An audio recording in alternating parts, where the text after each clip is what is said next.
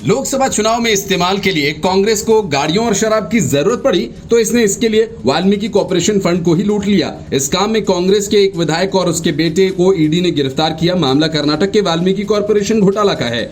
ED ने इस मामले में कांग्रेस विधायक और राज्य के पूर्व कैबिनेट मंत्री बी नागेंद्र को गिरफ्तार किया।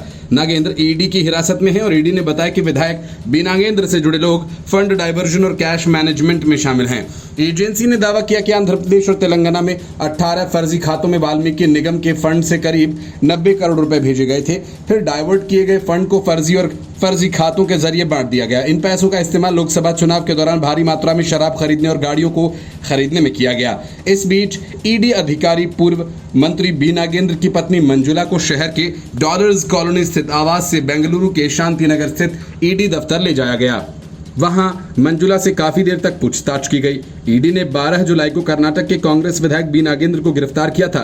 उनके घर पर 2 दिन की छापेमारी के बाद उन्हें गिरफ्तार किया गया था। नागेंद्र को कर्नाटक के वाल्मीकि निगम में करोड़ों रुपए के अवैध ट्रांसफर घोटाला मामले में गिरफ्तार किया गया है।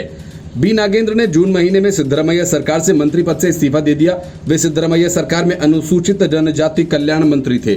उन्होंने ये इस्तीफा कर्नाटक महर्षि वाल्मीकि अनुसूचित जनजाति कल्याण विकास निगम में करोड़ों की गड़बड़ी के नाम सामने आने के बाद दिया।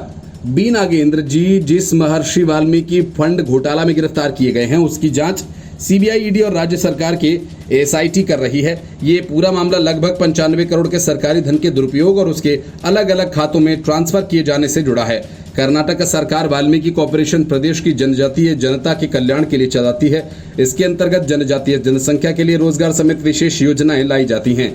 कर्नाटक सरकार इसके लिए अलग से बजट देती है और इसी महर्षि वाल्मीकि फंड में घोटाले की बात सामने आई है। ये पूरा मामला एक आत्महत्या से चालू हुआ था। मई 2024 में इसी निगम से जुड़े एक 48 वर्षीय कर्मचारी ने आत्महत्या कर ली थी।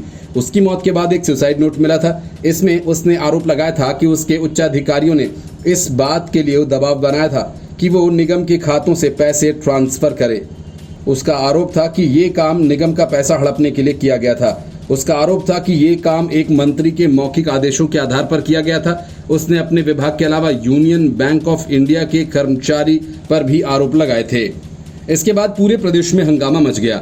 आत्महत्या करने वाले कर्मचारी चंद्रशेखर ने सुसाइड नोट में बताया कि उसे उच्च अधिकारियों ने इस बात के लिए कहा कि वो निगम के एक खाते से दूसरे खाते में पैसा ट्रांसफर करने के लिए पत्र लिखें। ये पैसा यूनियन बैंक के वसंत नगर ब्रांच के एमजी रोड ब्रांच में डाला जाना था और इसी के तहत वाल्मीकि निगम के खातों से निकाला गया था ये पैसा। इसके बाद अन्य खातों में भेज दिया गया ये पैसा। इस पूरे खेल में 187 करोड़ के लेन देन का मामला सामने आया और इसमें 88 करोड़ रुपए अवैध खातों में भेजे गए। जब ये मामला खुला तो चंद्रशेखर डर गया और उसने आत्महत्या कर ली। Bureau report, news of India.